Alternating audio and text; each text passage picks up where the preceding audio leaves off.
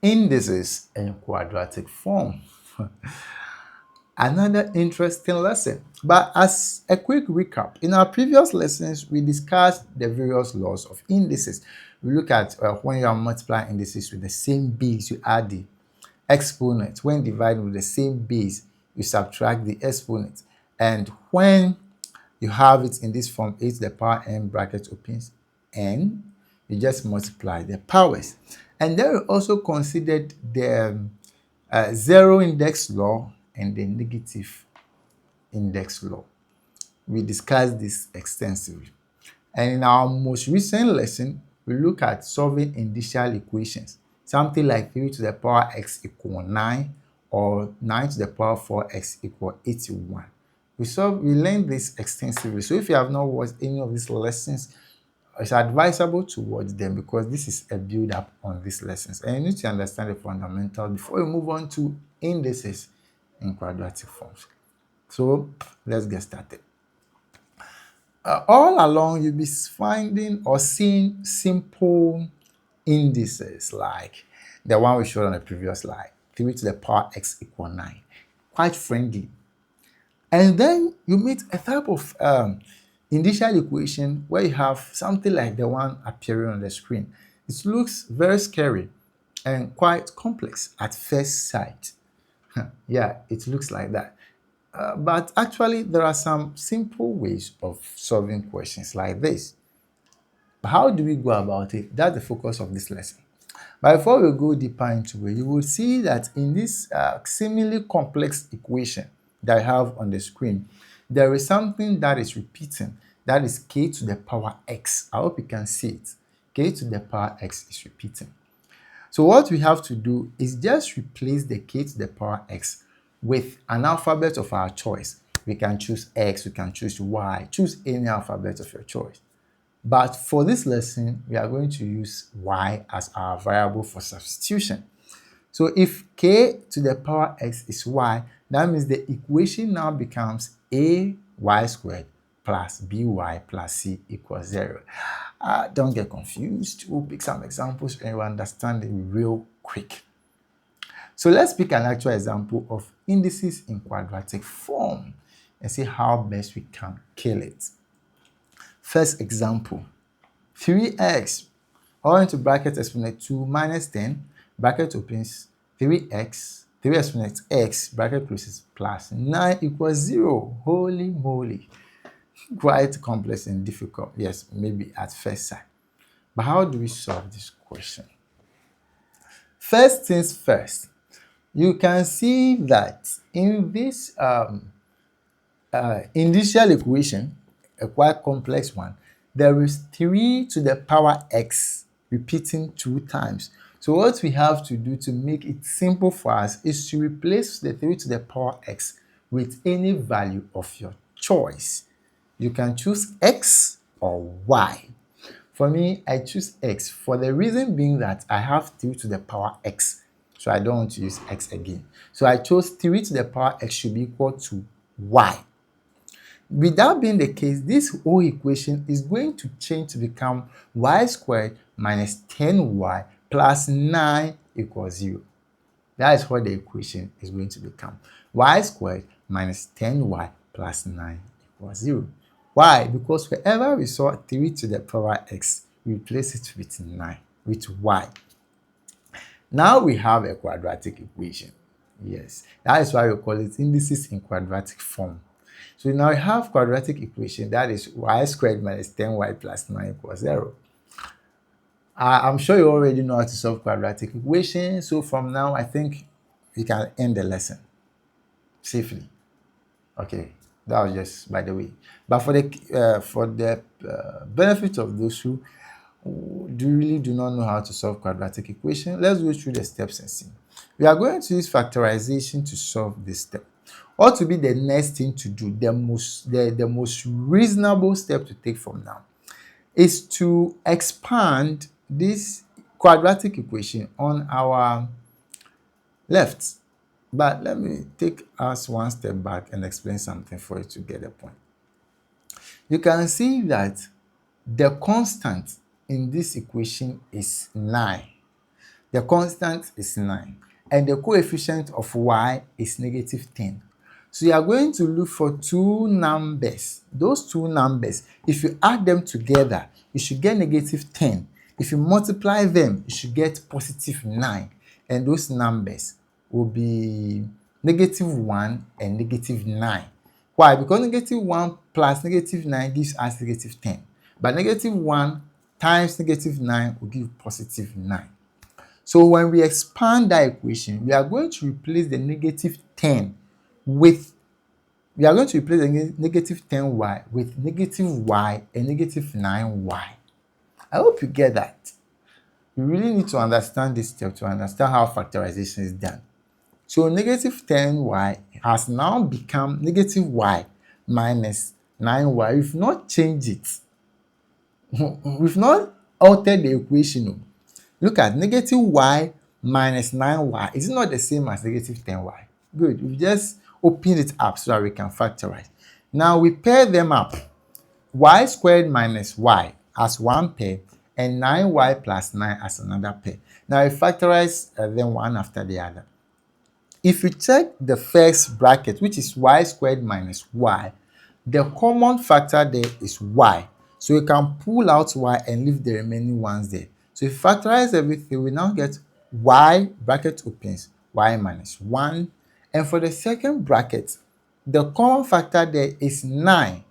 So we can pull the 9 out so that we are now left with y minus 1 equals 0. If you want to verify if your steps are right or not, you can expand the most current equation and see what you will get. So this is how to factorize that step. Now what do? We have two brackets in this equation. We have y minus 1 in the first bracket and y minus 1 in the second bracket. Since the two brackets have the same expressions in them, we will just pick one, which is y minus 1. We just pick one of it. And then we have some alphabets and numbers outside the brackets, and these are y and negative 9. So y and negative 9 will also be put into one bracket. So now we have y minus 1, bracket closes and opens and closes, and have y minus 9. All of this is equal to 0. Now what is the value for y? From this equation, you can see that y is equal to 1 or 9. How did we get it? You just pick the first bracket, which is y minus 1, and equate it to 0. So y minus 1 equals 0. If you solve that, you get y to be 1. Then you now pick y minus 9 equals 0. If you do that, y minus 9 equals 0, you realize that y is equal to 9. So y can be 1 or 9. These are the possible values for y. Good. So let's wipe out everything and take y equal 1 or 9 to our next stage. So I'm sure you were following, you've written everything to this step. So the continuation of these steps is this. Remember that y is equal to 1 or 9. But in our earlier step, we said y was actually used to replace 3 to the power x. Do you remember? Y was actually used to replace 3 to the power x. So 3 to the power x is equal to y. Good. But y is 1 or 9. So we'll pick the first possibility. 3 to the power x equal y. The first y is 1. If that is the case, what is x? Do you remember the zero index law of indices? Yes. In that law that we have a video on, you realize that any number to the power 0 is 1, which means that 1 is the same as 3 to the power 0. So the number at the top, 3 to the power s equal 1, is the same as 3 to the power s equal 3 to the power 0. 3 to the power 0 is what gives us the 1, so keep that in mind. So now we've gotten the same base. The reason we did this was to make sure the left side and the right side have the same basis. Our previous lesson on this, we spoke about in the solving initial equation, we studied this. So if you have not watched that lesson, you can quickly watch it. So now the bases are the same, 3 and 3. So all we have to do is compare the exponents. So x is equal to 0. So our x is 0. Now, 3 to the power x can also be equal to 9. We said y is equal to 1 or 9, right? So now we did for 1. Let's do for 9. So 3 to the power x equal 9. We have to convert the 9 to a base, which will be equal to 3 to the power x. So 3 to the power x is equal to 3 to the power 2. The bases are the same. The bases are all 3 and 3. So the exponents can be compared. So x is equal to 2. So interesting and amazing steps. Quite easy, yes, I think, yeah. But how sure are we that our x values are equal? How sure are we that x is equal to 0 or 2? These steps are actually not necessary in your exams or exercise or whatever thing you are doing. It's not necessary, but just to show you. So hence, x is equal to 0 or 2. So let's check if our answer is correct or not. You remember the original question I gave you? The original question is 3 to the power x, or in bracket exponent 2, minus 10 into bracket opens 3 to the power x plus 9 equals 0. This was the original question and we solved for x to be 0 or 2. How do we know if our answer is correct? Simple. Pick 0 and use it to replace all the x. After that, you pick 2, use to replace all the x and see what you get. So let's first pick 0. Wherever we see x, we put 0 there. Good. Wherever we see x, we put 0. Now, 3 to the power 0. What is it? 3 to the power 0 is 1. Any number exponent 0 is 1. And 1 to the power 2 is still 1. Right? Now, the next one, 10 into bracket 3 to the power 0. 3 to the power 0 is 1. 10 times 1 is 10 plus 9. So this is what you will get. 1 minus 10 plus 9. 1 minus 10 plus 9, what does that give you? It gives you 0. 1 minus 10 is negative 9. Negative 9 plus 9 is not 0. Yeah, it's 0. So that means our x value, which is 0, is correct. What about the 2? So you can check to see if the 2 is correct. Wherever we see x, we put 2 there. Wherever we see x. So you can check this. Yeah. If you check, you realize that you get 81 minus 90 plus 9. You can use your calculator, punch this on the calculator and see. So you would verify that our x is 0 or 2. As simple as that. Well, another question. Hopefully this should be the last. Yeah. Okay, first step. We have 3 to the power 2x plus 1 minus 28. Bracket opens 3 to the power x minus 1 plus 1 equals 0. How do we deal with questions like this? Well, you see the 3 to the power 2x plus 1 and 3 to the power x minus 1. We can actually do something about these two numbers. So the first step is what I've written here. The 3 to the power 2x plus 1. If you watch our previous lesson on the laws of indices, we said when multiplying with the same base, you add the powers, right? So you can see at the first place, we have 3 to the power 2x plus 1 plus 1. So that means it was actually 3 to the power 2x times 3 to the power 1. And then we wrote only one of them and added the bases. So we have now split them apart, yes. So the 3 times 3 to the power 2x. There's a reason we did this.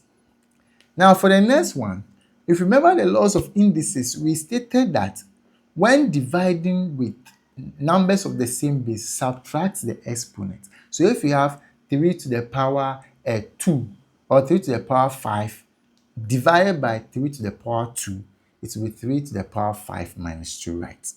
So in this, we have 3 to the power x minus 1.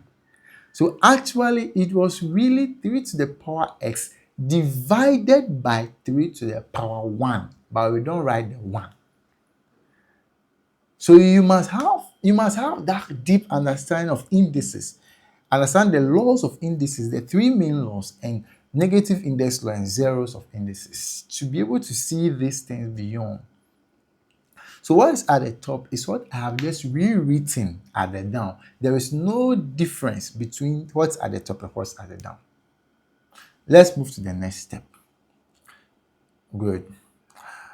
So for the next step, this is what we have. You see the 3 into bracket 3 exponent 2x. We can bring the 2 out because our whole idea, the step is just to reach a level where we can have something like 3 to the power x. We do not want any number attached to the x. That's all what we are doing. We do not want any number. So we want to have something like 2 to the power x, 3 to the power x. We do not want any number attached to the x. That is why we wrote 3 to the power x and brought the 2 outside the brackets. We have not changed it. So that number has not been changed. So we now have 3 to the 3 in bracket, 3 to the power x, bracket close to the power 2. Now, the 3 to the power x divided by 3 is the same as 28 divided by 3 times 3 to the power x. It's the same thing. These are basic knowledge in math that you started learning in GHS and now you are applying them in topics like indices or solving indices in quadratic form. So, good, that's our next step. Take your time and analyze it very well to be sure you understand it. Now, let's move on. Now, I think what we can comfortably do is the fact that we can replace 3 to the power x with an alphabet. And you can use x or y, any alphabet of your choice. So let 3 to the power x to be equal to y. 3 to the power x to be equal to y. Now we've done that. 3 to the power x equal y. So wherever we see 3 to the power x, we put y there. So the equation now becomes 3y squared minus 28 over 3y plus 1 equals 0. Take your time. Look at the equation. You will understand it. Do not rush it. You understand it. I hope that's done. Okay. Now we have a quadratic equation, but we do not want to see a fraction in the quadratic equation. The fraction there is 28 over 3. We want the fraction to leave. So we are going to multiply through the entire equation with the denominator of the fraction, which is 3. So the 3, that is 28 over 3. The 3 down there, we used to multiply everything. So 3 times 3 is 9. So 9y squared minus 28 over 3 times 3. The 3 will cancel out. So you now have 28y plus 1 times 3 is 3. Equal 0 times 3 is 0. So we've multiplied 3 by 3. So I will clear the fraction. So this is the step that we've got into. Now we have simple quadratic equation to solve. Simple quadratic equation. How do we solve this quadratic equation? This is how interesting it becomes. Look at the equation. We have 9y squared divided by 28 and minus 28y plus 3 equals 0. You see the coefficient of y squared in. This is what you are going to do. This time around, the coefficient of y squared is not 1. It is 9. So that 9, you will use that 9 to multiply the constant, which is 3. So 9 times 3 will give you 27. 9 3 27. Then now, you will find the factors of 27. 2 of them, that if you add, you will get 28, which happens to be the coefficient of y. But if you multiply, you get 27. Factorization. I repeat, you pick the coefficient of y squared, which is 9, and use it to multiply the constant, which is 3. That gives you 27. Then that 27 aside, positive 27, you will find two numbers that if you multiply those two numbers, you will get the 27. But if you add them, you will get negative 28, which is the coefficient of y. So do that. Two numbers that if you multiply, you get 27, but if you add, you will get 28. And use those two numbers to replace the negative 28y. So when you do that, those two numbers will be 27 and 1. Negative 27, negative 1. So now I have 9y squared. We just repeat the 9y squared. Then the negative 28, we'll replace it with negative 27y and negative y. Then plus 3 equals 0. Hope that's clear. So the negative 27 y minus y will give you negative 28. Negative 27y minus y is not negative 28y. So we have actually not changed it. We just open them up. Then we now pair them. So now let's check the first bracket. We have 9y squared minus 27y. In the first bracket, the common factor there will be what? The common factor will be 9, right? Yes, it will be 9. It will be 9y. So if we expand, this is what we are going to get. The common factor is 9y, so we'll pull the 9y out. If you pull the 9y out, what will be left will be y minus 3 in the first bracket. Why? Because if you multiply the first bracket, 9y times y, you get a 9y squared. If you multiply 9y times negative 3, you get negative 27y. Good. Now the next bracket, the common factor there is only 1, is 1. So when you pull that 1 out, the common factor there is 1. If you pull it out, what is left in the bracket will be y minus 3.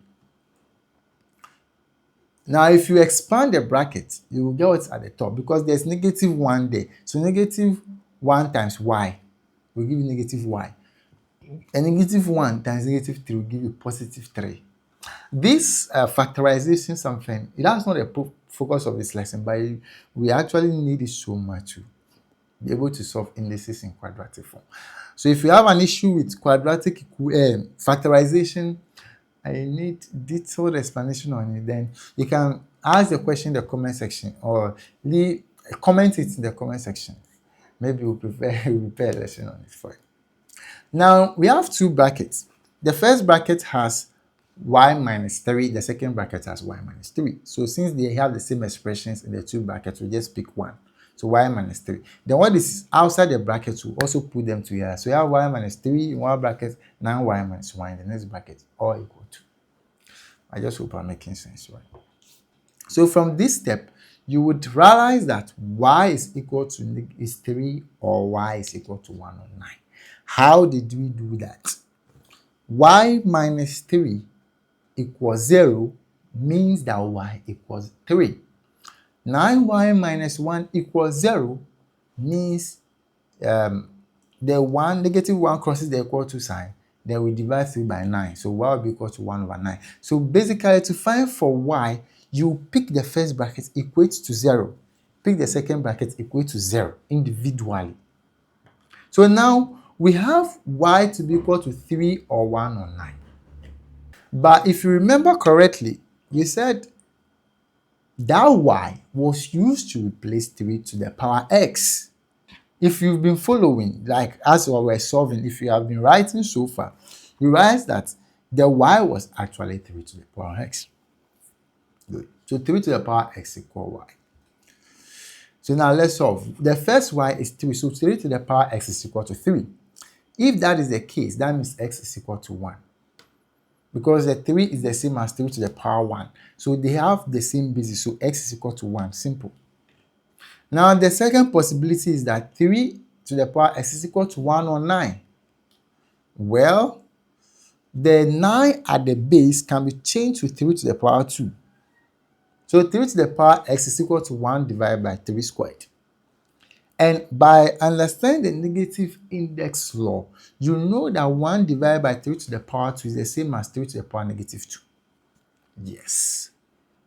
Negative index law. These are things you just need to know because we have videos on it already. Check our channel and see all our videos. We have zero index law. So now we know that 3 to the power x is equal to 3 to the power negative 2. So since the bases are equal, we can compare the exponents. So x is equal to negative 2.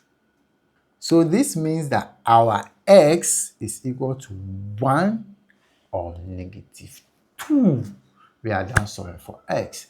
So if you have written our original question down, put 1 or negative 2 in it, and you see that our answers are actually correct. So this brings us to the end of our lesson on solving indices in quadratic form. If you found this lesson interesting, give it a thumbs up and share it with other students you know will benefit from lessons like this. This is Learner's Aid. Subscribe to the channel so that you wouldn't miss future lessons. See you in our next lesson.